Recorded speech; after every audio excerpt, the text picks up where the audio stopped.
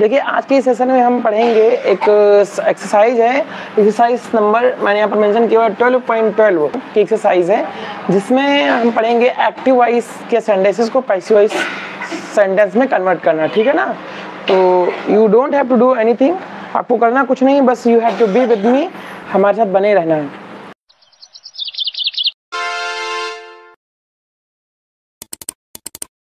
चलिए हमें करना क्या होता है, आप सभी लोगों को पता है कि हम जब भी एक्टिव वॉइस के सेंटेंस को जब पैसिव वॉइस में कन्वर्ट करते हैं तो हमें ध्यान रखना होता है कि ऑब्जेक्ट क्या है, क्योंकि एक्टिव वॉइस का जो ऑब्जेक्ट होता है उसको हम सब्जेक्ट बनाते हैं और एक्टिव वॉइस की जो सब्जेक्ट होता है उसको हम पैसिव वॉइस में ऑब्जेक्ट बना देते हैं और उससे पहले बाई लगा देते हैं। ठीक है ना। तो चलिए जैसे कि आपका सेंटेंस लिखा हो, we admire the brave. We means हम एडमायर मीन्स प्रशंसा करते हैं। ठीक है ना। द ब्रेव का मतलब होता है बहादुर लोग। ठीक है ना। ब्रेव का मतलब होता है बहादुर, लेकिन द ब्रेव इसका मतलब है बहादुर लोग। ठीक है ना। चलिए तो ऑब्जेक्ट यहाँ पर अगर हम ऑब्जेक्ट की बात करें, द ब्रेव है यहाँ पर। ठीक है ना। तो द ब्रेव को हम सब्जेक्ट बना देंगे तो क्या हो जाएगा, द ब्रेव। ठीक है ना। एंड देन फिर हम लिखेंगे अकॉर्डिंग टू जो भी सब्जेक्ट होगा, एक्टिव वॉइस का जो ऑब्जेक्ट होता है उसको हम सब्जेक्ट बनाएंगे और सब्जेक्ट के अकॉर्डिंग हम देखेंगे कि सब्जेक्ट सिंगुलर है या प्लूरल। तो यहाँ पर जो सब्जेक्ट है ये हमारा हो गया प्लूरल। द ब्रेव का मतलब होता है बहादुर लोग। लोग का मतलब व्यक्ति नहीं, व्यक्ति का मतलब एक, और एक से अधिक जब व्यक्ति होते हैं तो हम उसको लोग बोलते हैं। ठीक है ना। तो चूंकि सब्जेक्ट हमारा प्लूरल हो गया तो यहाँ पर क्या हो जाएगा, द ब्रेव आर। ठीक है ना। और आप सभी लोगों को पता है कि पैसिव वॉइस में हमेशा मेन वर्ब की थर्ड फॉर्म का यूज किया जाता है। तो एडमायर है और एडमायर की थर्ड फॉर्म क्या होती है, एडमायर्ड। क्या होती है, admired. The brave are admired. अब फिर हमें क्या करना होगा, इस वर्ब के बाद में ऑब्जेक्ट लिखते हैं। ऑब्जेक्ट क्या होता है, जो एक्टिव वॉइस का सब्जेक्ट होता है। सब्जेक्ट यहाँ पर है वी। वी मीन्स होता है हम, तो वी का जो ऑब्जेक्ट होता है वो अस होता है और उससे पहले हम क्या लगा देते हैं, बाई लगा देते हैं। ठीक है। तो क्या हो जाएगा, the brave are admired by we का ऑब्जेक्ट अस। ठीक है ना। The brave are admired by us मतलब कि जो ब्रेव यानी कि बहादुर लोग जो होते हैं उनकी प्रशंसा हमारे द्वारा की जाती है या होती है। चूंकि सेंटेंस आपको पता है कि ये सेंटेंस जो एक्टिव वॉइस का ये हमारा प्रेजेंट इंडेफिनिट टेंस में है। ठीक है ना। और प्रेजेंट इंडेफिनिट टेंस की जब हम पैसिव वॉइस बनाते हैं तो हम according to subject is am are का यूज करते हैं। ठीक है। चले अब अगला सेंटेंस यहाँ पर मेंशन करने जा रहे हैं, ध्यान दीजिएगा सभी लोग। अगला सेंटेंस है, आई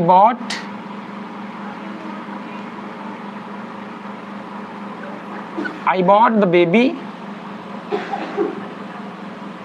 a couple of dolls। ठीक है।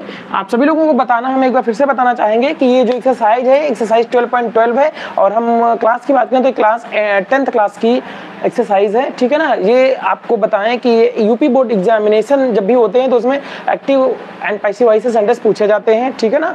आपको एक्टिव वॉइस का सेंटेंस दे दिया जाएगा और you have to change that sentence into passive voice. ठीक है। तो अगला एक सेंटेंस है, I bought the baby a couple of dolls. अगर आप सभी लोगों को पता है या जिन लोगों को भी पता है कि इस एक्टिव वॉइस का पैसिव वॉइस क्या है तो आप कमेंट करके हमें बता सकते हैं। ठीक है। और अगर आप गलत भी करेंगे तो I will help you out, मैं आपकी हेल्प करूंगा कि हम इसको कैसे सही पैसिव वॉइस में कन्वर्ट करेंगे। तो you don't have to worry, आपको चिंता करने की जरूरत नहीं है। आई बॉट, तो स्टार्ट करते हैं। आई मीन्स मैंने, बॉट मीन्स खरीदा। ठीक है। ये वर्ब है और वर्ब के बाद हमेशा क्या आता है, ऑब्जेक्ट आता है। सबको पता है वर्ब के बाद क्या आता है, ऑब्जेक्ट। तो आई मीन्स मैंने, बॉट मीन्स खरीदा। किसे खरीदा, द बेबी। द बेबी को क्या खरीदा, अ कपल ऑफ डॉल्स मतलब कुछ गुड़िया खरीदी। कपल का मतलब होते हैं कुछ। ठीक है ना। तो अ कपल ऑफ डॉल्स मतलब कुछ गुड़िया खरीदी। मैंने बेबी के लिए कुछ गुड़िया खरीदी। तो यहाँ पर दो ऑब्जेक्ट हैं। हम अगर ऑब्जेक्ट की बात करें तो सभी लोगों को पता है ऑब्जेक्ट क्या होता है, which is affected by the verb. जो वर्ब के द्वारा या क्रिया के द्वारा प्रभावित होता है उसे हम ऑब्जेक्ट कहते हैं। और अगर आपको ऑब्जेक्ट नहीं पता है तो ऑब्जेक्ट को जानने के लिए हम OBJECT, ऑब्जेक्ट को जानने के लिए हम क्या या फिर किसे से प्रश्न करते हैं। सेंटेंस में हम क्या प्रश्न करेंगे, क्या या किसे से जो भी आंसर होगा वो हमारा ऑब्जेक्ट होगा। तो आई मीन्स मैंने, बॉट मीन्स खरीदा। मैंने क्या खरीदा, अ कपल ऑफ डॉल्स। किसे खरीदा, द बेबी, बेबी के लिए, ठीक है। तो यहाँ पर दो ऑब्जेक्ट हैं, क्योंकि दोनों ऑब्जेक्ट का आंसर मिल रहा है ना हमें, मतलब क्या का भी आंसर मिल रहा है और किसे का भी आंसर मिल रहा है, तो ऑब्जेक्ट यहाँ पर दो हैं। तो अब प्रॉब्लम ये उठती है, मतलब समस्या ये है कि जब दो ऑब्जेक्ट होते हैं तो पैसिव वॉइस में चूंकि हम ऑब्जेक्ट को सब्जेक्ट बनाते हैं तो हम पहले किस ऑब्जेक्ट को प्लेस करेंगे, ये प्रॉब्लम है ना। तो आपको हम बताना चाहेंगे जो किसे का आंसर देता है, किसका, किसे का। तो ध्यान दीजिएगा, आई बॉट, मैंने खरीदा, किसे खरीदा, द बेबी, चूंकि ये किसे का आंसर है ना, द बेबी, तो द बेबी को हम सबसे पहले सब्जेक्ट बनाएंगे, ठीक है ना। चलिए, तो क्या हो जाएगा, द बेबी को हम पहले लिखेंगे तो क्या हो जाएगा, द बेबी, ठीक है। और अगर हम सेंटेंस की बात करें, सेंटेंस हमारा है किस टेंस में, आई बॉट मीन्स खरीदा। देखिए ये जो सेंटेंस है हमारा पास्ट का इंडेफिनिट है। कौन सा टेंस है, पास्ट का इंडेफिनिट। और आपको पता है कि पास्ट इंडेफिनिट टेंस की जब पैसिव वॉइस बनती है तो जो पैसिव वॉइस की जो हेल्पिंग वर्ब होती हैं वो हमारी वॉज या वर्ब होती हैं। वो डिपेंड करता है कि हमारा सब्जेक्ट कैसा है। क्योंकि सब्जेक्ट हमारा सिंगुलर है तो हेल्पिंग वर्ब क्या आ जाएगी, वॉज आ जाएगी। क्या आ जाएगी, वॉज आ जाएगी। तो द बेबी वॉज, अब फिर वर्ब की थर्ड फॉर्म लगाएंगे, ये वर्ब है बॉट, ये तो बॉट थर्ड फॉर्म ऑलरेडी होती है, तो BOUGST बॉट, ठीक है ना। अब वर्ब के बाद हम क्या लिखेंगे, ऑब्जेक्ट। अब यहाँ पर दरअसल एक ऑलरेडी ऑब्जेक्ट है ना, अ कपल ऑफ डॉल्स, ठीक है ना। मतलब the baby was bot, baby को खरीदा गया था, क्या खरीदा गया था, अ कपल ऑफ डॉल्स।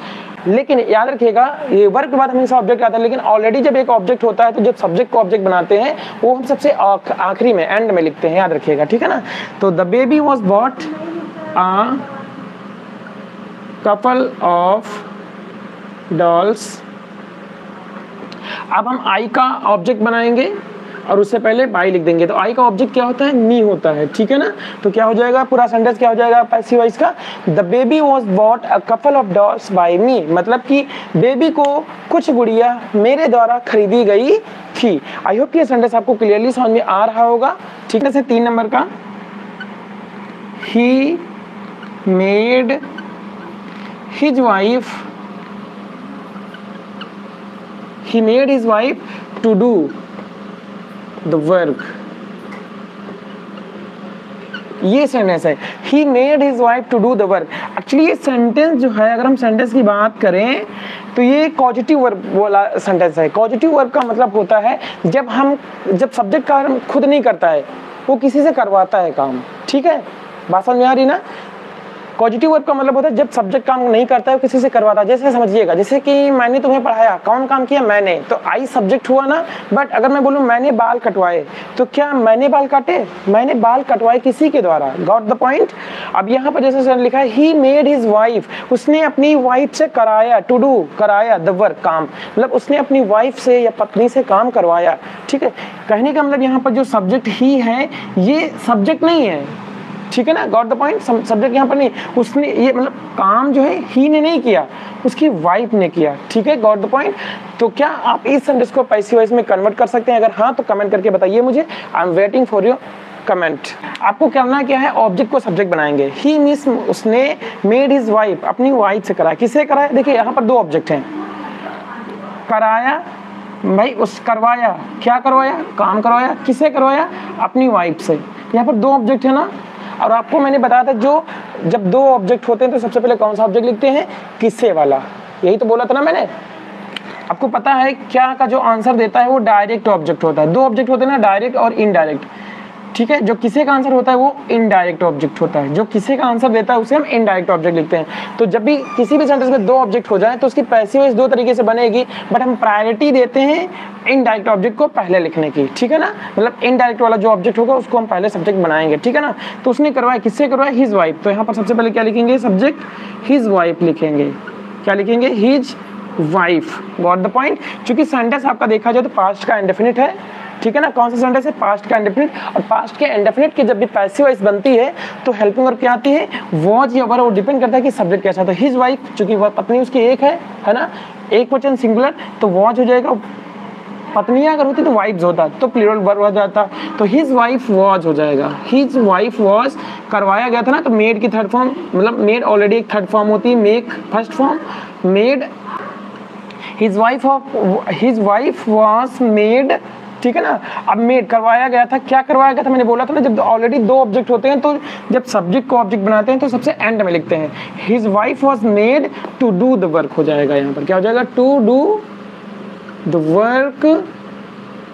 ठीक है, अब इस सब्जेक्ट को हम ऑब्जेक्ट बनाएंगे और उससे पहले बाय लगा देंगे, और आपको पता है कि ही का ऑब्जेक्ट क्या होता है, हिम होता है। क्या होता है, हिम होता है।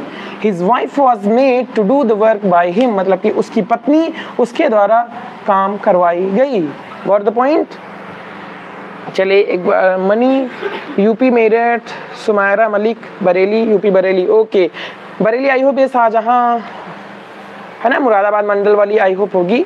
चले ठीक है, तो आप लोगों को अगर समझ में आ रहा तब भी मुझे एक बार कमेंट करके बता दीजिए, और जो भी मैं सेंटेंस आपसे पूछ रहा हूँ तो आप मुझे कोशिश करिए बताने के, ठीक है ना। क्योंकि ऐसा सेंटेंस अगर आपको समझ में आ रहे हैं तो इसका मतलब ये है कि अगर आप कोई कॉम्पिटिटिव एग्जाम की तैयारी कर रहे हैं तो उसमें आपको बहुत ही आसानी होगी, उसमें आपको मदद मिलेगी। ठीक है, तो अगला सेंटेंस हम यहाँ पर लिखने जा रहे हैं।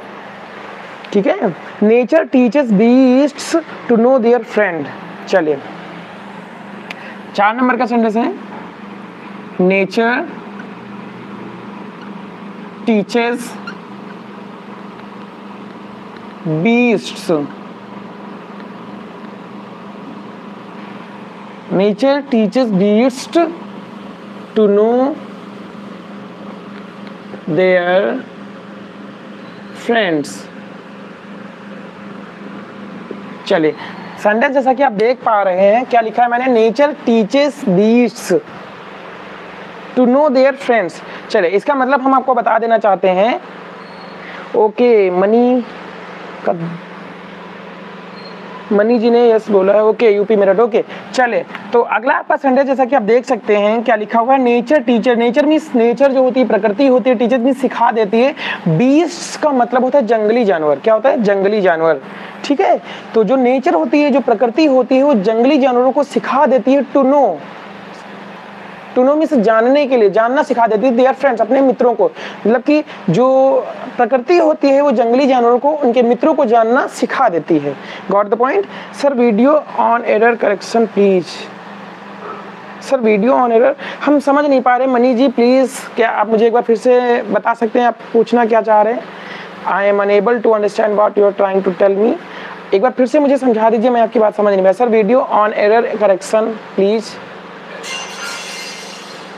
अच्छा sir video on error correction please.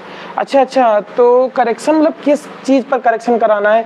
देखिए एक आपका सिंटैक्स होता है, मतलब सिंटैक्स का करेक्शन होता है ना, सिंटैक्स जिसको बोलते हैं। आई होप कि आप समझ पा रहे होंगे। तो एक बार मुझे थोड़ा डिटेल में बताइए कि आप क्या चाह रहे हैं पढ़ना, मैं उस टॉपिक को क्लियर कर दूंगा। ठीक है, तो 4 नंबर की एक सेंटेंस मैंने लिखा हुआ है, इसको आप कोशिश करिए, try to change the sentence into passive voice. Nature teaches beasts to know their friends. प्रकृति जंगली जानवरों को उनके मित्र के बारे में जानना सिखाती है। I am from class 11. Okay. अच्छा, चलिए ठीक है मनी जी। तो अगर आप क्लास 11 में हैं और यूपी बोर्ड के स्टूडेंट हैं तो आपको हम बताना चाहेंगे, आपका जो कोर्स होता है, मतलब सिलेबस होता है इंग्लिश में, तो आपका फर्स्ट वाला तो डायरेक्ट इनडायरेक्ट होता है, और दूसरा आपका होता है synthesis of sentence. Am I right. सिंथेसिस के बाद में आता है ट्रांसफॉर्मेशन ऑफ सेंटेंस, सिंटैक्स, यही सब होता है ना। कोई दिक्कत नहीं, मैं आपको एक क्रम से पढ़ाऊंगा, ठीक है ना। सिंथेसिस आई होप कि थोड़ा डिफिकल्ट होता है, वो भी मैं आपको बड़े आसान से तरीके से बताऊंगा। डोंट वरी अबाउट दैट, आपको चिंता करने की कोई ज़रूरत नहीं। No I am from CBSE। Okay, you are from CBSE, कोई दिक्कत नहीं है। सर आप कहाँ से हो? Sumayra Malik, I am from Lucknow, मैं लखनऊ से हूँ। But I also able to understand you. Okay, चलिए अच्छी बात है कि आप मुझे समझ पा रहे हैं, बड़ी अच्छी बात है। Nature teachers beasts to know their friends. Nature means प्रकृति सिखाती है ना। टीचर मीन्स सिखाती है, किसे सिखाती है? बीस्ट मीन्स जंगली जानवरों को। अब देखो ये किसे का आंसर है ना, किसे का आंसर, ये ऑब्जेक्ट हुआ कि नहीं हुआ। अब क्या सिखाती है भाई? अपने मित्रों को जानना। तो ये क्या का आंसर है? हमने आपको बताया जब भी 2 ऑब्जेक्ट होते हैं, हालांकि ये ऑब्जेक्ट जो है ये प्रीपोजिशन का ऑब्जेक्ट है, ठीक है। तो जब 2 ऑब्जेक्ट होते हैं तो किसे का आंसर जो देता है उस ऑब्जेक्ट को पहले लिखते हैं। तो किसे सिखाती है? बीस्ट को। तो हम सबसे पहले बीस्ट को सब्जेक्ट बनाएंगे, क्या हो जाएगा बीस्ट्स। चूंकि बीस्ट आपको प्लूरल सब्जेक्ट लग रहा है कि नहीं लग रहा है, आप बताइए जरा, प्लूरल सब्जेक्ट है कि नहीं है बीस्ट? तो बीस्ट चूंकि प्लूरल है तो प्लूरल के साथ वर्ब कौन सी आती है, हेल्पिंग वर्ब आर आती है, गॉट द पॉइंट। तो बीस्ट्स आर। फिर पैसिव वॉइस में हमेशा वर्ब की कौन सी फॉर्म आती है, थर्ड फॉर्म आती है, कौन सी, थर्ड फॉर्म। तो टीच की थर्ड फॉर्म क्या होती है, TAUGHT, टॉट होती है कि नहीं होती माय डियर? तो beasts are taught, got the point. हमने बोला था जब भी एक्टिव वॉइस में दो ऑब्जेक्ट होते हैं, यहाँ पर एक ऑलरेडी एक ऑब्जेक्ट है, तो जब सब्जेक्ट को ऑब्जेक्ट बनाते हैं तो उसको सबसे एंड में लिखते हैं, ठीक है। तो सिखाती है, क्या सिखाती है, to know their friends, FRIENDS, friends. अब ये सब्जेक्ट बनेगा ऑब्जेक्ट और उससे पहले हम क्या लगा देंगे, बाई लगा देंगे, बाई नेचर। आई होप कि ये सेंटेंस आपको समझ में आ गया होगा। आप लोग अगर आपको इस सेंटेंस के एक्सरसाइज स्क्रीनशॉट लेना है तो स्क्रीनशॉट ले लीजिए, अदरवाइज हम कुछ सेंटेंस आपको और बताने जा रहे हैं, ठीक है ना। 4 सेंटेंस हो गए हैं, 5वां हम बताने जा रहे हैं, स्क्रीनशॉट लेना है तो ले लीजिए। 5 नंबर का सेंटेंस है, did you not read the book long ago. ये सेंटेंस दरअसल पैसिव एक्टिव वॉइस का है, बट एक्टिव वॉइस का कैसा सेंटेंस है, ये इंट्रोगेटिव सेंटेंस है। कैसा, इंट्रोगेटिव। जैसा कि आप देख सकते हैं डिड, यहाँ पर हेल्पिंग वर्ब क्या आई है, डिड। और डिड से जब भी सेंटेंस स्टार्ट होता है तो कहने का मतलब सेंटेंस किस टेंस में होता है, पास्ट का इंडेफिनिट। क्योंकि पास्ट के इंडेफिनिट की जो हेल्पिंग वर्ब होती है वो हमारी डिड होती है। डिड यू नॉट रीड, क्या आपने नहीं पढ़ा था द बुक को लॉन्ग एगो, पहले कभी, मतलब ज़्यादा समय पहले। क्या आपने पुस्तक को पहले नहीं पढ़ा था, मतलब इसका ये है। तो ये सेंटेंस दरअसल एक्टिव वॉइस का इंट्रोगेटिव है, तो जब इसकी पैसिव वॉइस बनेगी वो भी इंट्रोगेटिव में बनेगी, याद रखिएगा, ठीक है। क्योंकि सेंटेंस पास्ट का इंडेफिनिट है तो पास्ट इंडेफिनिट की हेल्पिंग वर्ब क्या होती है, वॉज या वर, पैसिव वॉइस की। तो पैसिव वॉइस में वॉज या वर लगाने के लिए हम सबसे पहले क्या लिखेंगे, वो डिपेंड करता है कि सब्जेक्ट क्या होता है, ऑब्जेक्ट। तो डिड यू नॉट रीड, पढ़ा था, क्या पढ़ा था, द बुक को। तो बुक यहाँ पर ऑब्जेक्ट है, तो बुक चूंकि एक वचन का सब्जेक्ट है ना, ऑब्जेक्ट है, इसको सब्जेक्ट बनाएंगे तो वॉज आएगी ना इसके साथ में। वॉज का यूज हम सिंगुलर सब्जेक्ट के साथ करते हैं, ठीक है ना, वॉज, और फिर ये सब्जेक्ट बनेगा ऑब्जेक्ट, तो क्या हो जाएगा, वॉज द बुक, क्या हो जाएगा, वॉज द बुक। चूंकि इंट्रोगेटिव नेगेटिव है तो नेगेटिव का मतलब ये है कि नॉट का यूज हम सब्जेक्ट की बात करेंगे। तो वॉज द बुक नॉट, है ना। और रीड की थर्ड फॉर्म जो होती है वो रीड ही होती है ना। तो was the book not read. अब फिर हम क्या लिखेंगे, इस सब्जेक्ट को ऑब्जेक्ट बनाएंगे, तो उससे पहले हम क्या लगा देंगे, बाई लगा देंगे। और यू का जो ऑब्जेक्ट होता है, यू सब्जेक्ट है, सब्जेक्ट यू का जो ऑब्जेक्ट बनेगा यू ही रहता है। तो was the book not read by you long ago, क्या हो जाएगा, लॉन्ग एगो, मतलब क्या, पुस्तक तुम्हारे द्वारा पहले नहीं पढ़ी गई थी, ठीक है। चलिए, जैसा कि आपने एक सेंटेंस पूछा है, इसको मैं कोशिश करता हूं। The enemy has entered the war zone.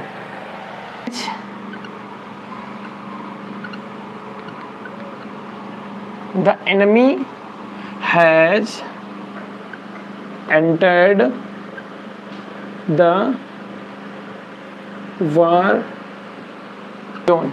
अच्छा, आप लोगों को हम एक चीज बताना चाहेंगे, देखिए पैसिव वॉइस उन्हीं सेंटेंस की बनेगी जिन सेंटेंस में वर्ब हमारी ट्रांजिटिव वर्ब होगी। वर्ब पता है ना आपको, 2 प्रकार की होती हैं, एक तो ट्रांजिटिव वर्ब, दूसरी इनट्रांजिटिव, मतलब सकर्मक क्रिया और अकर्मक क्रिया। शायद आपको इसके बारे में पता होगा, अगर नहीं पता तो एक बार कमेंट करके बताइएगा, फिर मैं आपको इसको डिटेल में बताता हूँ कि सकर्मक क्रिया क्या होती है और अकर्मक क्रिया क्या होती है। सकर्मक क्रिया और अकर्मक क्रिया का जिक्र मैंने यहाँ पर इसलिए किया है क्योंकि एक्टिव वॉइस से सेंटेंस जब हम पैसिव वॉइस में बनाते हैं, एक्टिव वॉइस के सेंटेंस को पैसिव वॉइस में बनाने के लिए हमें देखना होता है कि जो वर्ब है वो ट्रांजिटिव वर्ब है या इनट्रांजिटिव वर्ब। अगर इनट्रांजिटिव वर्ब होगी तो उसकी पैसिव वॉइस नहीं बनेगी, याद रखिएगा। The enemy has entered, enemy means होता है शत्रु या दुश्मन। हैज एंटर्ड, एंटर्ड का मतलब प्रवेश कर गई है या घुस गई है, मतलब जो शत्रु है वो घुस गई है। The war zone, war zone का मतलब होता है युद्ध क्षेत्र में, मतलब कि जो शत्रु है वो युद्ध क्षेत्र में घुस गई है, ठीक है। आप बहुत अच्छा पढ़ा रहे हो, unfit boy, okay, thank you so much for appreciation. और एक बार मुझे कमेंट करके आप बता दीजिएगा अगर आप मुझे पहली बार देख रहे हैं तो। चलिए, थैंक यू सो मच। मुझे अच्छा लगता है अगर कोई ऐसे बोलता है। अच्छा, तो एक चीज़ हम आपको बताना चाहेंगे, the enemy has entered the war zone, मतलब कि जो शत्रु है या दुश्मन है वो युद्ध क्षेत्र में घुस गई है या प्रवेश कर ली है। अच्छा, हमने अभी आपको एक जिक्र किया था ट्रांजिटिव वर्ब और इंट्रांजिटिव वर्ब का, तो घुस गई है। अच्छा, वर्ब ट्रांजिटिव और इंट्रांजिटिव वर्ब एक बार मुझे बताइए कि होती क्या है। अनफिट बॉय एमपी, अच्छा एमपी मध्य प्रदेश, चलिए ठीक है। अच्छा, हम आपसे कुछ पूछना, अभी हमने आपसे पूछा था आपको ट्रांजिटिव वर्ब इंट्रांजिटिव वर्ब के बारे में जानकारी है कि नहीं।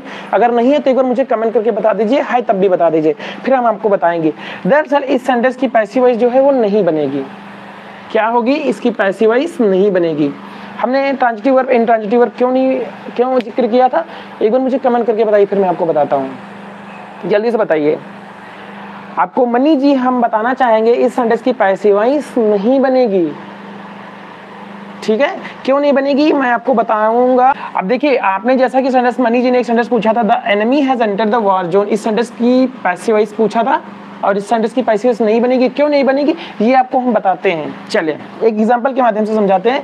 जैसा कि आपने कहा है, अनफिट बॉय ने बताया कि नहीं है सर जी, मतलब कि ट्रांजिटिव वर्ब और इंट्रांजिटिव वर्ब की जानकारी नहीं है। देखिए, वर्ब दो प्रकार की होती है, एक होती है ट्रांजिटिव, ठीक है ना, ट्रांजिटिव वर्ब का मतलब होता है सकर्मक क्रिया, ठीक है, और दूसरी होती है इंट्रांजिटिव, जिसको इंग्लिश में हिंदी में बोलते हैं अकर्मक क्रिया।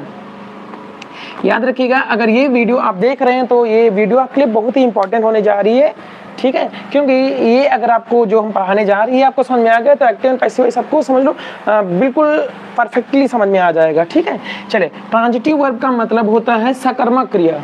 क्या होता है? सकर्मक क्रिया। सकर्मक क्रिया का मतलब होता है जिस क्रिया का कर्म हो। कर्म समझ रहे हैं ना, अभी हम कर्म को भी बता देंगे। कर्म वाला हालांकि हमने इससे पहले भी बताया था, ऑब्जेक्ट जो होता है वो क्या या किसे प्रश्न करने पर पता चलता है, ठीक है ना। ट्रांजिटिव वर्ब का मतलब होता है सकर्मक, मतलब जिसका कर्म हो, जिस क्रिया का कर्म हो उसे हम क्या कहेंगे? सकर्मक क्रिया, जिस क्रिया का कर्म हो, ठीक है। इंट्रांजिटिव का मतलब होता है जिस क्रिया का कर्म ना हो, ठीक है, गॉट द पॉइंट। अब हम आपको समझाते हैं कि सकर्मक क्रिया और अकर्मक क्रिया क्या होती है। कुछ एग्जांपल देखिएगा। जैसे मैं बोलूं आई मीन्स मैंने,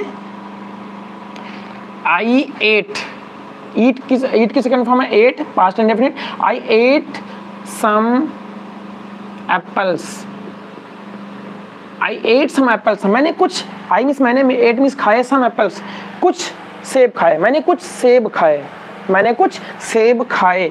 तो इस सेंटेंस में अगर हम पूछे ऑब्जेक्ट क्या है, क्या ऑब्जेक्ट, तो ऑब्जेक्ट तो है, आप ऑब्जेक्ट कैसे पता चलेगा? क्या या किसी से। मैंने क्या खाया? सम एप्पल्स। आंसर मिल रहा है कि नहीं मिल रहा है? मिल रहा है ना, क्या का आंसर है। अगर अगला एक सेंटेंस देखिएगा, आई मीन्स मैं, LAUGHED, I laughed, I means मैं, लाफ्ड मीन्स हंसा, मैं हंसा। तो अगर हम कहें आपसे कि इस सेंटेंस में ऑब्जेक्ट क्या है, आई मीन्स मैं, लाफ्ड मीन्स हंसा, इसमें ऑब्जेक्ट पहली बात तो है ही नहीं है, क्योंकि क्या हंसा, किसे हंसा, ऑब्जेक्ट है ही नहीं। यानी कि ये जो वर्ब है ये हमारी अकर्मक क्रिया है। कैसी क्रिया है? Intransitive verb. और ये जो वर्ब है एट, ये हमारी ट्रांजिटिव वर्ब है, क्योंकि इस खाना, जो खाना वर्ब है ना, एक्शन वर्ब का मतलब होता है क्रिया, मतलब जो काम होता है। तो इसमें कौन सा काम है? खाने का। और खाना क्या खाया भाई? सम एप्पल्स। चूंकि इसमें आंसर मिल रहा है ना क्या या किसी का, देखिए क्या या किसी का जो भी आंसर होगा वो क्या होगा? ऑब्जेक्ट होगा ना। तो इसमें क्या का आंसर मिल रहा है ना, मैंने खाया, क्या खाया? सम एप्पल्स। आई लाफ्ड, मैं हंसा, मैं क्या हंसा? प्रश्न नहीं बन रहा। पहली बात तो मैं किसे हंसा, प्रश्न ही नहीं बन रहा। तो चूंकि इसमें क्या और किसे, यानी कि जो ऑब्जेक्ट होता है, ऑब्जेक्ट इसमें है ही नहीं, यानी कि ऑब्जेक्ट नहीं है, तो वर्ब कैसी होगी? ये इंट्रांजिटिव वर्ब, जिस क्रिया का कर्म ना हो। और कर्म को जानने के लिए हम क्या या किसे से प्रश्न करते हैं। समझ में बात आ गई कि नहीं आ गई? तो जिसमें क्या या किसे का आंसर होगा वो हमारी वर्ब होगी कैसी? Transitive verb. मतलब कि अगर ट्रांजिटिव वर्ब है तो उसकी पैसिव वॉइस बनेगी, और अगर वर्ब का मतलब ऑब्जेक्ट नहीं है यानी कि वर्ब कैसी होगी? Intransitive verb. और इंट्रांजिटिव वर्ब की फिर पैसिव वॉइस नहीं बनेगी। अब जैसा कि आपने सेंटेंस एक बताया था ना, the enemy has entered the war zone, जो दुश्मन है वो युद्ध क्षेत्र में घुस गई। अब अगर हम इस वर्ब में जो प्रवेश करना, घुसना, ये वर्ब है ना, इस वर्ब में हम क्या या किसे का आंसर करेंगे, अगर उत्तर मिल जाएगा तो पैसिव वॉइस उसकी बन जाएगी। तो जो दुश्मन है घुस गई, क्या घुस गई, तो क्या का आंसर पहली बात तो नहीं मिल रहा, प्रश्न ही नहीं बन रहा तो आंसर कैसे मिलेगा। जो शत्रु है किससे घुस गई, प्रश्न ही नहीं बन रहा। Got the point. I hope कि आपको समझ में आ गया होगा। तो यानी कि जो ये वर्ब है प्रवेश करना, ये वर्ब कैसी है, ये इंट्रांजिटिव वर्ब है, इसलिए इस सेंटेंस का पैसिव वॉइस नहीं बनेगा। चलिए एक सेंटेंस और हम आपको बता रहे हैं ट्रांजिटिव वर्ब और इंट्रांजिटिव वर्ब का, जिससे आपको डाउट एकदम क्लियर हो जाएगा। ये अगर आपको स्क्रीनशॉट लेना है तो स्क्रीनशॉट ले लीजिए, अदरवाइज हम एक सेंटेंस और आपको समझाते हैं। I went to Delhi last month। ठीक है, I went to Delhi last month, मैं पिछले महीने दिल्ली गया, ये सेंटेंस है ना। तो इस सेंटेंस को अगर हम पैसिव वॉइस में कन्वर्ट करना चाहेंगे तो हम क्या करेंगे, सिंपल सी बात है। आपको क्या लगेगा कि हम ऑब्जेक्ट को सब्जेक्ट बना देंगे, सब्जेक्ट को ऑब्जेक्ट बना देंगे, है ना, सिंपल सी बात। तो I went to Delhi last month, मैं दिल्ली पिछले मंथ गया। तो आपको लग रहा होगा कि यहाँ पर दिल्ली क्या है, ऑब्जेक्ट है, तो दिल्ली को सबसे पहले लिखेंगे, ऐसे तो करेंगे ना, दिल्ली लिख देंगे। चूंकि सेंटेंस पास्ट का है तो पास्ट में पैसिव वॉइस की हेल्पिंग वर्ब क्या होती है, वॉज, ये वर्ब। तो दिल्ली वॉज, और फिर वाज के बाद वर्ब की थर्ड फॉर्म वेंट, गो की सेकंड फॉर्म है, थर्ड फॉर्म क्या होती है, गोन। ठीक है, गोन जगह, तो दिल्ली वॉज गोन। और फिर क्या लिखेंगे भाई, आई को हम ऑब्जेक्ट बनाएंगे तो उससे पहले बाई और आई का ऑब्जेक्ट मी, लास्ट मंथ हो जाएगा, है ना, लास्ट मंथ। आप ऐसे कन्वर्ट कर देंगे पैसिव वॉइस को, है ना, मतलब पैसिव वॉइस कन्वर्ट बनाने के लिए ऐसे कर देंगे। लेकिन क्या आपको लग रहा है सेंटेंस सही है, आप खुद ही बताइए, क्या ये सेंटेंस सही है, एक्टिव वॉइस का पैसिव वॉइस सेंटेंस सही लग रहा है आपको। अगर लग रहा है तो आप गलत हैं। क्यों, क्योंकि दरअसल यहाँ पर जो वेंट यानी कि गो जो वर्ब होती है, ये वर्ब कैसी होती है, अकर्मक क्रिया। ये कैसी क्रिया है, अकर्मक क्रिया। और अकर्मक क्रिया का जो पैसिव वॉइस होता है वो नहीं बनता है। कैसे समझिएगा, सेंस के अकॉर्डिंग समझिए। I went to Delhi last month, मैं पिछले महीने दिल्ली गया। Delhi was gone by me last month, मतलब दिल्ली मेरे द्वारा पिछले महीने जाई गई। ऐसा हो सकता है क्या, दिल्ली जहाँ पर है वो वहीं पर रहेगी, क्या दिल्ली किसी के द्वारा कहीं जा सकती है, आप खुद ही बताइए, नहीं जा सकती है ना। तो फिर ये सेंटेंस अगर आप बना भी देंगे गलती से तो गलत हो जाएगा। क्या हो जाएगा, गलत। क्यों, क्योंकि ये वर्ब कैसी है, अकर्मक क्रिया। अकर्मक क्रिया क्या होती है, जिसका कर्म नहीं होता है। कर्मक क्रिया, सकर्मक क्रिया क्या होती है, जिसका कर्म होता है। अब कर्म को जानने के लिए हम क्या है, किसी से प्रश्न करेंगे। I went to Delhi last month, मैं पिछले महीने दिल्ली गया। मैं दिल्ली किसे गया, प्रश्न बन रहा है, नहीं बन रहा। मैं किसे गया, प्रश्न नहीं बन रहा। मैं क्या गया, प्रश्न ही नहीं बन रहा। तो जब इस वर्ब का प्रश्न नहीं बन रहा है क्या या किसी से, तो इसकी पैसिव वॉइस हम नहीं बना पाएंगे। आई होप कि इस सेंटेंस से आपको पता चल गया होगा कि आपका जो सेंटेंस पूछा गया था आपके द्वारा, the enemy has entered the war zone, उसकी पैसिव वॉइस क्यों नहीं बनेगी। आई होप कि आपको समझ में आ गया होगा। और ऐसे सेंटेंस अब भविष्य में अगर आपसे पूछे जाएंगे तो आप गलती नहीं करेंगे। सही नहीं है सर, क्या सही नहीं है, अनफिट बॉय प्लीज आंसर। सही नहीं है, क्या सही नहीं है, एक बार मुझे बताइएगा। चले तो फिर हम अपने टॉपिक पर आते हैं। मनी जी, अगर आपको कुछ और पूछना तो पूछ सकते हैं, बाकी आई होप कि आपका जो क्वेश्चन था उस क्वेश्चन का जवाब आपको मिल गया होगा।